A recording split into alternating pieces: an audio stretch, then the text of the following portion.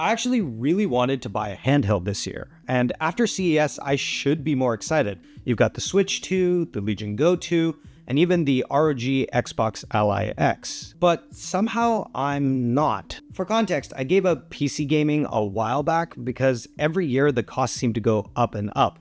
I mean, during the pandemic when there was a GPU shortage, I remember way overpaying for a 3080. Since then, I've moved to a Mac, and every time I need to scratch that gaming itch, I usually drop into GeForce Now, which by itself is pretty great, but requires a fast internet connection and isn't portable in the way that I want.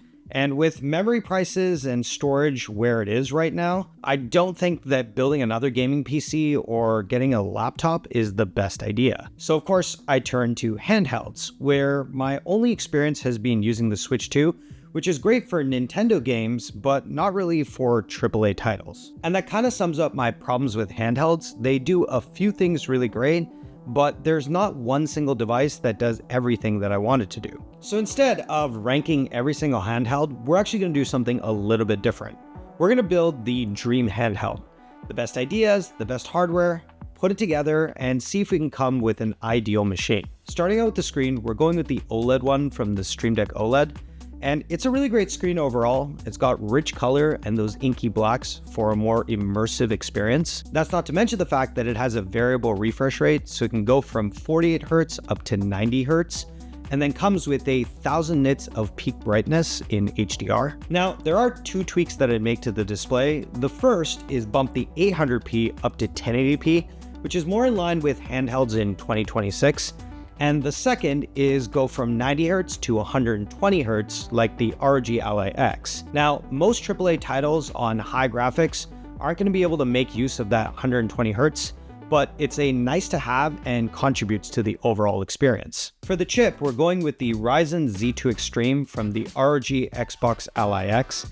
And the reason why I went with this over something like the AI Max Plus 395 is because I feel like handhelds are more about power efficiency over raw power. Like, if I'm out and about for the day and I'm gaming, I want to make sure that I have more than just a couple of hours of battery life. So the Z2 Extreme comes with an 8-core architecture, 3 performance cores, and 5 efficiency cores. So there's plenty of power for multitasking, and then it can boost up to 5 GHz, so you've got plenty of overhead in gaming. In fact, I got some hands-on time with the Xbox handheld, and in my limited time with it, I thought the performance was really strong. That being said, I'd be curious to see what something like a Snapdragon or Apple Silicon processor could do in an enclosure like that. I mean, we've seen the efficiency gains on a laptop, so it's not hard to think that it would do well in a handheld. To go with that, we're gonna grab the memory from the Legion Go S.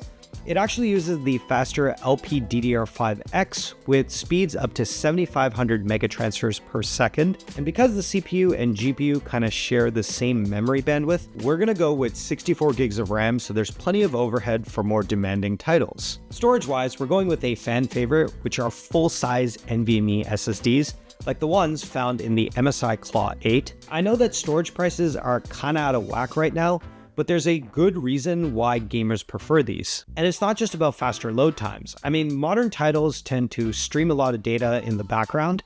So you got textures, shaders, models, and even chunks of the world. So slow storage can cause your game to lag and stutter. But with NVMe, you have a lot of headroom for your games so they feel smooth. And that's especially useful in bigger open world titles. Then on top of that, they come in various sizes up to 8 terabytes in some cases, which if you have a few games like Call of Duty or Battlefield, you can easily fill up a full terabyte. Plus, it also means that if you get a bad drive or you want to upgrade in the future, you can. For the controls, I've broken this down into two. First are the top side buttons, and then are the joysticks and triggers separately. For the buttons, I'm going with the ones from the Steam Deck OLED. I just love the overall button placement and the combination of inputs that are available. You get your classic A, B, X, Y on the right side, and then on the left side, you have a D-pad with joysticks flanking the screen. Plus, on the back, you have 4 buttons that you can customize to any number of actions. But the main part is the dual touchpads, which you wouldn't think are intuitive, but actually make a lot of sense. They definitely take some time getting used to, but I was impressed with the accuracy and interaction. As for the joysticks and the triggers, I'm going with the ones from the MSI Claw 8. by now you've probably heard the stories of Joy-Con drift and triggers degrading, but with Hall Effect, they use a combination of magnets and sensors that are far more accurate and way less prone to wear. Now, there are 2 tweaks that I'd like to make in the trigger and joystick department that are actually inspired by third-party controllers.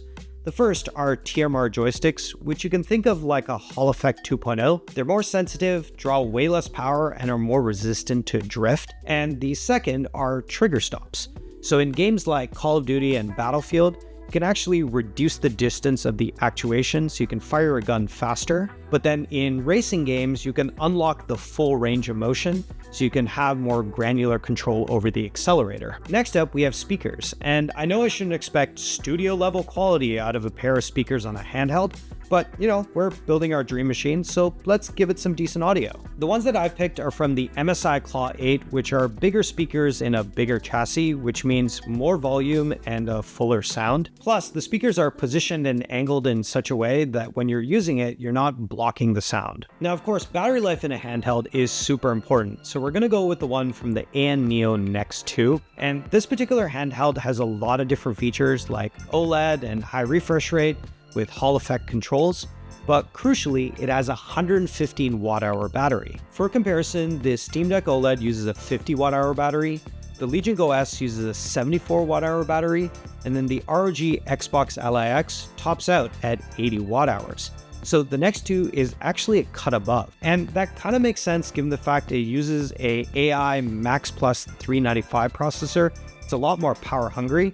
So the Z2 Extreme that I'm using in my handheld is a lot more power efficient and results in a longer battery life. Now for cooling, there are a bunch of different options, but I've gone with the vapor chamber from the Nex 2. A typical cooler will have copper heat pipes that sit on top of the processor, so the heat travels through those tubes away from the CPU and that gets blown outside of the handheld. It's thin and it's cheap and good enough for short boosts, but will drop off in performance over time. A vapor chamber, on the other hand, does a better job of distributing that heat across the entire sealed chamber, allowing for a larger area to feed those same fins. And it also means that the fans don't have to work nearly as hard, which means less hotspots and of course less noise. Finally, we've got the ports, and we're going with the ones from the ROG Ally X. So you've got microSD for storage expansion and a 3.5mm headphone jack, but crucially it comes with 2 USB-C ports, one of which is rated for USB 4, so you can use something like an external dock or even an external GPU if you want extra performance while you game at your desk. Then you still have that second USB-C port for things like charging and accessories. And yeah, wrap that up in a price that actually makes sense, and you've got my Frankenstein dream handheld.